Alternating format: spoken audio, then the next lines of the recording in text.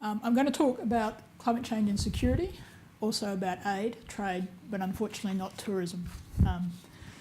It's not one of the areas. While defence is a big portfolio, it does connect with many things, but tourism's not a biggie for us.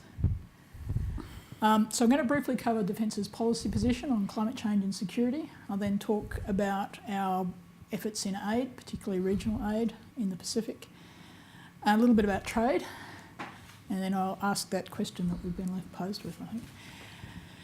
So Defence takes climate change very seriously, and like the US Department's view, which Jean put up earlier, we see climate change really as a threat multiplier. It just connects to so many things, and it has a range of both direct and indirect impacts on the department.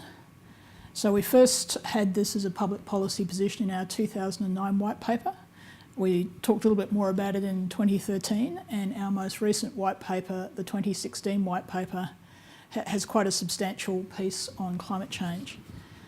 That white paper looks at climate change really in three main areas.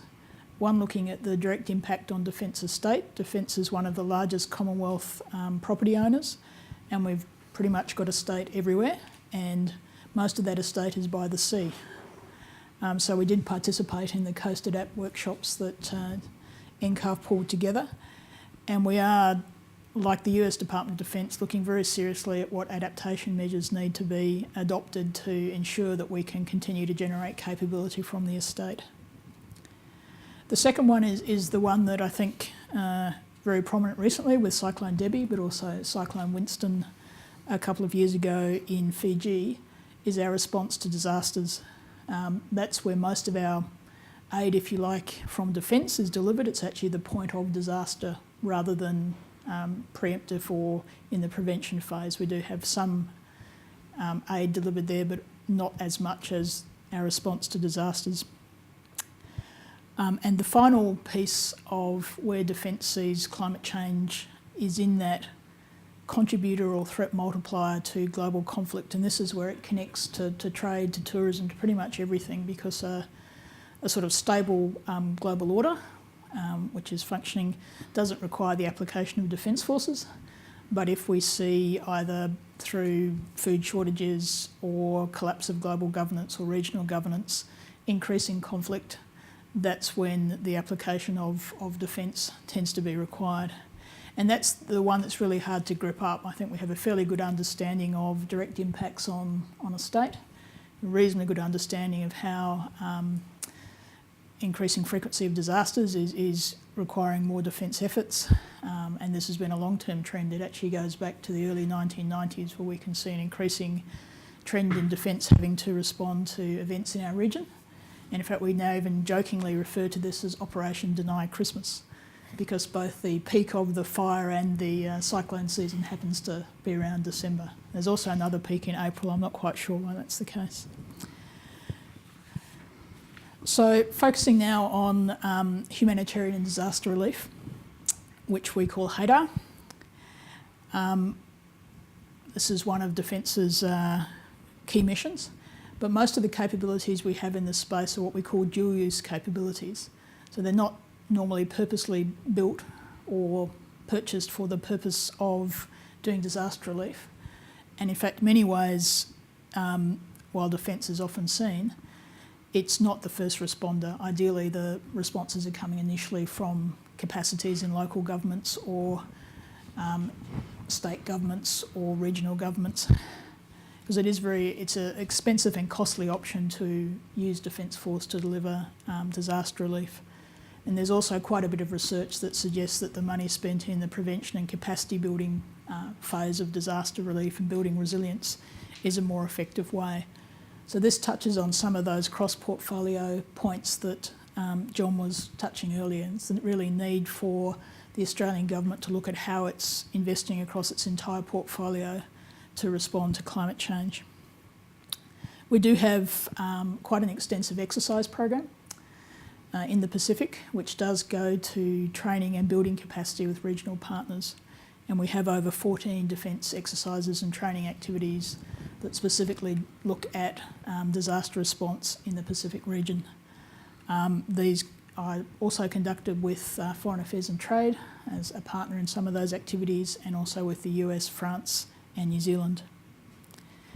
We have some new capabilities, the large ships that we deployed to Fiji, and these bring online quite substantial new capabilities that can respond to disasters. I'm now going to talk a little bit about the other part of our aid, which is our Defence Cooperation Program. So this has been running for, I think, since the 1960s, and it's about capacity building for regional partners. It has had increasing funding recently, and the focus is on training, capacity building, and also in Papua New Guinea support to construction. We do also have an interest in trade, and this really, Defence connects with trade in three ways.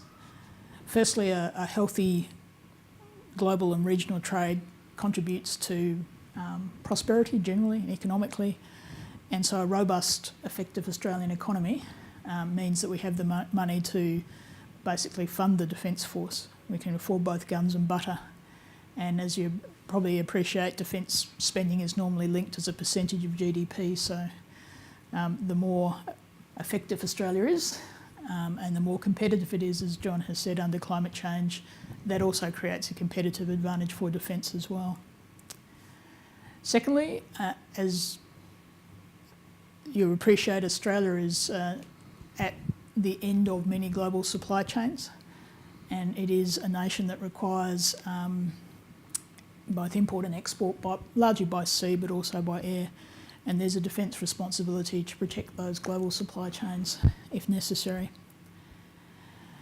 And finally, we actually do support Australian defence industry. Unlike the US, which has a substantial military defence industry, including also a carbon mitigation problem, but I would like to say on behalf of our US partners that actually they have quite an aggressive carbon mitigation policy, and some of you may have been involved or seen the visit of the Great Green Fleet to Australia last year, which is a US Navy initiative to fuel the elements of the US Navy with biofuels, and our current Chief of Navy put out a great little video on that. Here's a personal interest. He flew the first Australian certified biofuels helicopter onto an Australian vessel. So while we're a small player, we do have a new initiative, the Centre for Defence Industry Capability, and part of that is to help fund defence industry development, skilling and support exports. And one of the themes of that centre, in terms of what it's looking to seek in terms of innovative proposals from Australian industry, is an energy theme. So like the US, there is an interest in Australian defence, principally for the security and resilience building that alternative energy provides, to look at alternative energy technologies and how they can support the defence mission.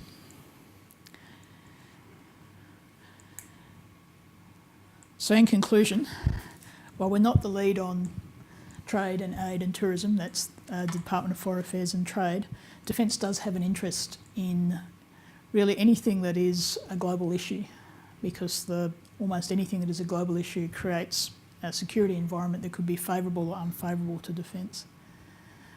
The main impact of climate change to date has been in the change in our mission profiles, the increasing demand for humanitarian disaster relief.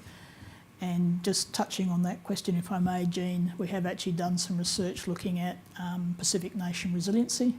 There's really some quite excellent work that looks at population growths and resiliency of Pacific states, and certainly there is I think a correlation, what we see, between the exposures of larger populations as well as the climate events that come together in our region and create really some potential for quite substantial impacts.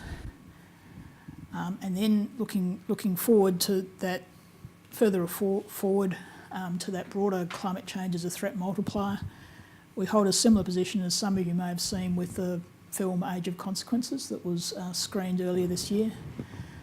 While there's not that direct shooting gun from climate change to global conflict, climate change does put pressures on resources, it does put pressures on trade, it does put pressures on peoples, and all these themselves are drivers of conflict.